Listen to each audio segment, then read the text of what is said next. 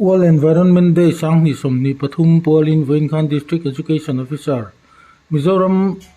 Pollution Control Board le Mission Life Tabul Tumin Nathil Town Mass Plastic Cleanup Drive nei ania he huna hian zirlai new pongten bollo charfain na an thokani chonadar thum le chan ve bazar muala in to khomania bazar muala hian pumiki lalen kola DEO le tlangwal siding liana pollution control board ten thuan soya thutiam lakani bok June nga hi World Environment Day ania tun kuma hian June nga main kan hanga achan chu a hafta kha kan hanga ni mo boina hi chuanin plastic waste define atlang kan han leya ti chuan school level a quiz te nei turania ten drawing competition te po kan nei thina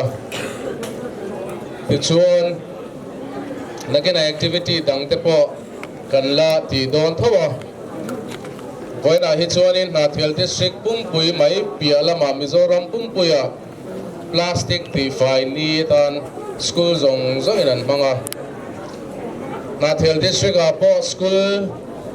zong in primary school atonga higher secondary thangin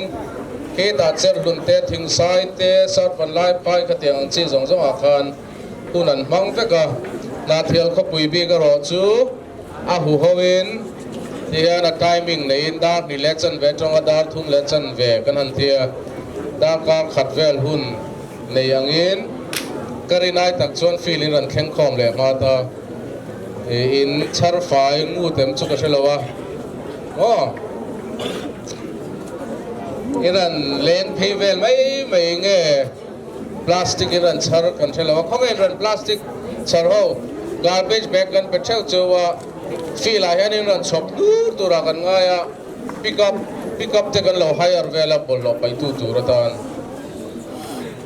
ai chop ta dur te chiam lo wa khong ai pai le khoyan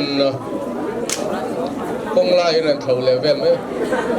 garbage bag khat por an char lo te hin ne nge iran lek phevel model veng len hoi vel iran ti phevel maintain ran su phevel mai em kan kong dung hi chu a fai tlang puya kan len duai lam pangte tlemin bollo pailama te kan film khurlo chubangin toy te voina ka soidu chu I bollo paidani ni mi zialang anti thin kha hetia datlanga bollo kan pai mai a bollo kan charfai a kan ti lai hian ke mani mi mal nun thewa bollo paidar mai lawa a habit kan nei theina turin voina kan hun man hian in thin lunga ra tha chua se biateno pang kan soi thinangin biateno pang chu an school bang po kholaya plastic la woi kor la te hu chuan tu marshal ngai lewin an chara bol no bo man pai mai ni khatiang khan ke ni po nakina kan han honga plastic thil ga nei do na fruity le biscuit chete kan sem do na in paidar nuai le si kha chuan in ni zana Facebook ka mu pakhat chu mai che pakhat chong trai rong thiat lo ten ti ve ti bela afa panion ta kha ma khanin alu chunga agula afa palo in siam chevela abeng chora ya record le ngai nang ma de in ti chong trai chong shet lo deu kha an beng chor khatia che khan charkhom tur kan ti line charkhoma nang ma ni in tlat thuna in gal huna in paidar le me kha chuanin om lo chubangin fai ni hi habita kan nei thayani ti kha kan soidua pledge kan langa chumi zuwa chuan Mizoram Pollution Control Board atangin helaya Nathiala thoktu wan neya chumi chuanin message ran chiar chua tura neya chumi churei lo te chiar chua kanga thuiwak lovin chuan kan hun te kan ti top don ne le moi chap ro le ka soi don le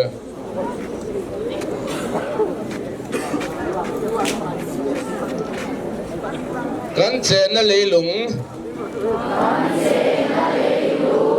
veng him le man khat dai sarang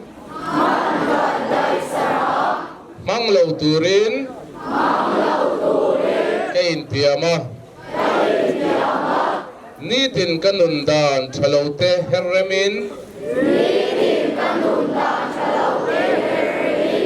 kachung ko le kathian zong zong te na zirtina peturin kein tiame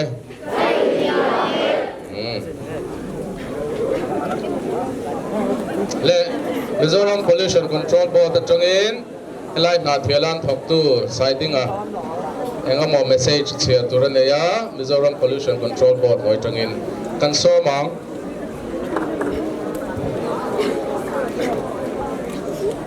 amasain when helai program hong tura local com zong te Mizoram Pollution Control Board bingin sipai ka puk chewa hinchunga lo thu ka soi pakani hey world environment de hi kum tin ga lo mong to china ei tu kuma po ei tihan bu ro te in charan ya tihan mun sang sang a po man na nia hey ba ga hian awareness campaign ang zong te pon mun chen khada te chon hun ka man na nia hei voina po mass plastic cleanup drive tin hun kan mangania chon he helaya mission life tin zia he kan hu chewanga hemi life kan ti hi thil lam to ania ong zia chu lifestyle for environment tina ania chon chu life chon thim sang sang kharon mai vea chung te chu energy safety, water safety, single-use plastic reduce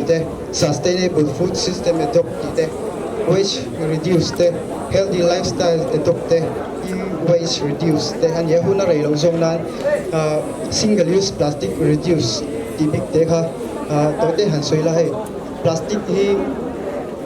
athem noide mokalo ei del pal nature shri selna ta hinin athalo emema baka plastic hi thil toiral hatak toiral thelo ania kan leilung te na satakin he hian ti che thea leimin te min khen thea chiat na satak min khen the ni chuwangin he single use plastic kan tiang chi te hi kan ti kia angaya kan man claim angai ni etinge chung te chu kan ti kia manga ti chuan ei heng polythene sarang ti vel aya te paper bag te mang war tai la tin bazar na le dor kal na ni ko vela te mo po heng a te hianin plastic bag lam pangai chuanin pon manga thui chok bag ang chi te ha khang te ha ak war tai la mang war tai la tin ei paper cup paper plate tiang chi heng ho te po hi mang war tai la tin plastic spoon aya te po henin steel lampang atanga siam te hi mang or tai la atlo pot lo zo ka join heng kan plastic kan du to lo heng te hi pairal mai lo hianin thil tang kan ta man thea ei athiam ta joinin in chung chei moi na tur te le kholai chei moi na tur te siam nan hian na thae ve mani hetiang hi chonin chu mi pa kan je tel pa du chu hetiang plastic manga thil siam hi exhibition nei chen ania kumina po mei ni somthum pakhat kar le Wednesday hi ni ka ria chung chu exhibition hi aizola chamari wei mi hola so nei kan ni le to na loman pakhat na tanga pathum na theng siam ani do na chu pa ka chuanin consolation prize te po of dona mani talen phochona tanin a thae mewa chuba ka paisa hlo theina ni buka hetiang lampang ti ve thin te inu mani chon vatel ve nge tu pon ka som hal chewa intel duwa hriat chen tu nei te nom ni chon in kan ne na lo zo fiat thei do ni chon atop na ka soi duna pakha chu no single use plastic hi kan thinu ma phong regila helai huna chau ni lo kan ho huna po kan chun te kan ru nau te kan chen te pula te po เฮตียงจีนที่นั่นที่เบเฟต้าลาดีกันจัดดูกันเนี่ยรู้ไหม When a gun team to Tunkum World Environment Day to to beat plastic pollution. Tina, zia to hand plastic till how he. Pai dar mai lo tur tite. Ten a claim thang zong a man. More single use plastic kan ti pe chu man khat tai lek khang kha mong lo tur kan in tiam te kha ani. Tia kha kan soi dua. Với là hun thật tắc cần mang theo cần school là thiếu có bùi chung cần school dự tiêu tu tế headmaster cần principal tế chung lòng thu cần xoay tên July nấu bằng in chung lòng thu cần xoay với in chung này là bên cần nuna cần hồ có ngã tế cần nuna tên đi tin nun có ngã tế cần in khe lên na tế in kiếm cần thiếu tin nó có ngã in Shikha Rainate mo in Tildar Rainate again it filsing in a chin ka kaleka o LIG kom tivel te pai darmai mai lovin bolobo mate pai ula khang ang bolobo ma pai chat chat habit akha in kan nei chuan kan khopui kan ha thel khopui hi alo fai zel don ani ti akhaกันยังไงนี่กันริงกระตานังนี่บ้าคีนาเทียคนในตุยน้ำโลเกจุหาเทียลายเฮียนอีกเทียอะไรเงี้ยก็มโดนปกติตัวช่วงละวะโอ้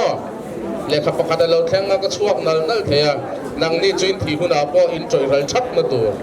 ปัวอันเนี้ยโอ้รู้เขาอินนี่แข่งปัวนาเทียละอินอมนาตัวนี่จะไปหาเทียก็ปุย